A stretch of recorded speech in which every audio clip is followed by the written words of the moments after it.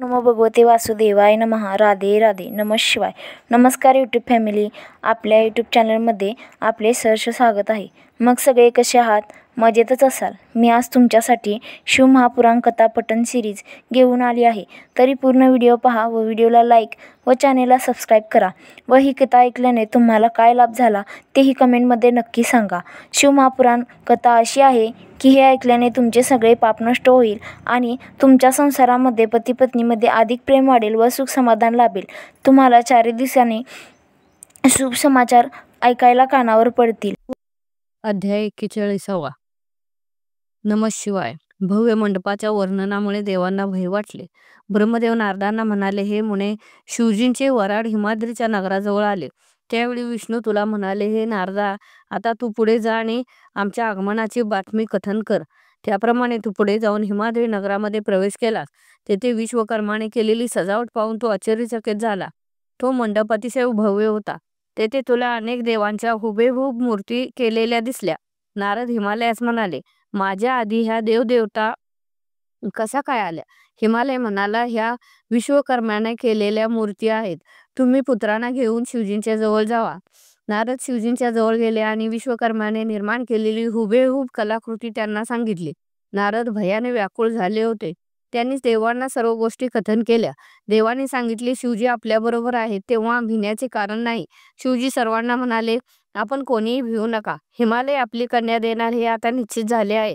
सर्वजण जल्लोष करत गणांना बरोबर घेऊन शिवजी हिमालयाच्या नगराजवळ पोहोचले. अध्याय 42. शिवजींच्या वराडाचे स्वागत. ब्रह्मदेव नारदांना म्हणाले, हे मुने, शिवजींच्या सह सर्व मंडळी नगराजवळ आलेली आहेत हे ऐकून हिमालयाला अतिशय आनंद झाला. त्यांनी स्वागतासाठी सर्व साहित्य देऊन ब्राह्मणांना आणि पर्वतांना पुढे पाठवले व सप्ताही त्यांच्या मागोमाग निघाले. हिमालयाने पुढे जाऊन मनापासून सर्वांचे स्वागत केले.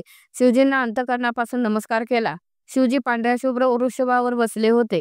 त्यांच्या तेजाचा प्रकाश सगळीकडे पसरला होता. त्यांच्या उजव्या बाजूला मी व डाव्या बाजूला श्रीहरी होते. देवतांचा समुदाय शिवजींची स्तुती करत होता. वराडाने नगरामध्ये प्रवेश केला. वराडी मंडळींची उत्तम व्यवस्था केली.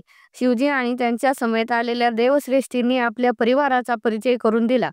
शिवजींची आणि अन्य देवांची भेट झाली. एकमेकाशी सुखसंवाद झाला.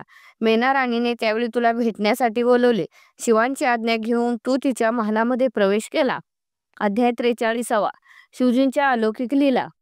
ब्रह्मदेव म्हणाले, नारदा, तू मेनेच्या मंदिरात गेलास तेव्हा ती आनंदी होती. तिने तुझे स्वागत केले. ती म्हणाली, माझ्या कन्येने ज्याच्यासाठी एवढे तप केले ते कसे आहे ते मला पाहावयाचे आहे. शिवजींनी अंतर्ज्ञानाने मेनेचे मनोगत जाणले आणि तिचा अहंकार दूर करण्याचा निश्चय केला. मेना राणी महालाच्या शिखरावर गेली. तेथून तिला नटून थटून आलेले सर्व देव दिसत होते. सर्वप्रथम गंधर्व अप्सरा होत्या. त्यांची दिव्य वस्त्रे आभूषणे होती. नारद, हे शिवजी आहेत का असे मेनेने विचारले.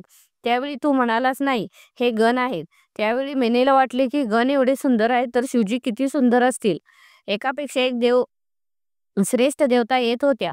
त्यांना पाहून आपल्या कन्येचा पती कसा असेल याची तीव्र इच्छा मेनीच्या मनात निर्माण झाली. मेनीची उत्कंठा वाढत चालली होती. देवांच्या पाठोपाठ 11 विकराळ स्वरूपाचे असंख्य गण येत होते. कोणी शिंग, कोणी डमरू तर कोणी गुमुक वाजवत होते. या सर्वांच्या चित्रविचित्र वेशभूषा होत्या. त्यांच्या मागून शिवजी येत होते. त्यांना 5 मुखे होती, 3-3 नेत्र होते व 10-10 हात होते. सर्वांगावर सर्पभूषणे होती. हे स्वरूप पाहून मेना मूर्छित झाली. अध्याय 44. मेनेचा शिवजींच्या बद्दलचा गैरसमज. ब्रह्मदेव म्हणाले, नारदा, सावध झाल्यावर मेना मोठमोठ्याने विलाप करू लागली. ती म्हणाली, हे देवर्षी पार्वती शंकरांना शोभून दिसेल असे तुम्ही सांगितले, म्हणून तिने तपश्चर्या केली. त्याचे विपरीत फळ आम्हाला मिळाले. आता मी कोठे जाऊ, काय करू, कोणाला सांगू? अरुंधतीने सुद्धा मला असे का सांगितले? आता मी लोकांना कसे तोंड दाखवू? नारदा, तुझा धिक्कार असो. सप्तर्षींचा देखील धिक्कार असो. तुम्ही आमच्या घराचा सर्वनाश करून टाकला. आता आम्ही काय करायचे? आता माझी मुलगी शिवजींना देणार नाही हा माझा निश्चय आहे. हा माझ्या विरोधी रचलेला कट आहे. आपण सर्वांनी मला का फसवले? तेवढ्यात हिमालय तेथे आले. त्यांनी मेनेला समजावून सांगण्याचा खूप प्रयत्न केला, तरी ती ऐकत नव्हती. शेवटी श्री विष्णू आले आणि मेनेला म्हणाले, शिवजींचे श्रेष्ठत्व आम्हालाही कळत नाही तर मग तुला कसे कळणार? तू शिवजींची मनोभावे भक्ती कर, म्हणजे तुला त्यांचे खरे स्वरूप कळेल. साक्षात विष्णूंनी समजावून सांगितल्यावर मेना शांत झाली. अध्याय 45. शिवजींच्या दिव्य स्वरूपाचे दर्शन मेनेने घेतले. ब्रह्मदेव म्हणाले, नारदा, मेनेने आपले मनोगत व्यक्त केले आणि ती शांत बसली. त्यावेळी तू शिवजींच्याकडे गेलास, त्यांची स्तुती केली. शिवजी संतुष्ट झाले. त्यांनी अतिशय सुंदर रूप धारण केले. त्यावेळी तू मेनेला हा निरोप दिला. मेनेला मोठा चमत्कार वाटला. मेना शिवजींचे रूप पाहण्यास आली. अत्यंत तेजस्वी रूप पाहून तिला परम आश्चर्य वाटले. विष्णू आणि देव शिवजींची सेवा करत होते. दिव्य रूप धारण करून शिवजी हिमालयाकडे निघाले होते. अनेक देवदेवता त्यांच्याबरोबर होत्या. आनंदाने गण वगैरे नृत्य करत गाणी गात निघाले होते. भगवान शिवजींचे परम तेजस्वी रूप मेनाने पाहिले. मेना म्हणाली, हे शिवजी, माझी पार्वती खरोखर धन्य धन्य आहे.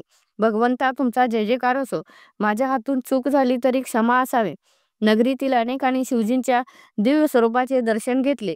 शिव पार्वतीची जोडी लक्ष्मी नारायणासाठी शोभून दिसत होती. नमः शिवाय. तर ही व्हिडिओ आवडली असेल तर व्हिडिओला लाईक, शेअर, कमेंट व आपल्या यूट्यूब चॅनलला सबस्क्राईब करा. तसेच बेल आयकॉनवर क्लिक करा, जेणेकरून आपल्या नवीन व्हिडिओची नोटिफिकेशन तुम्हाला सर्वात आधी येईल. राधे राधे.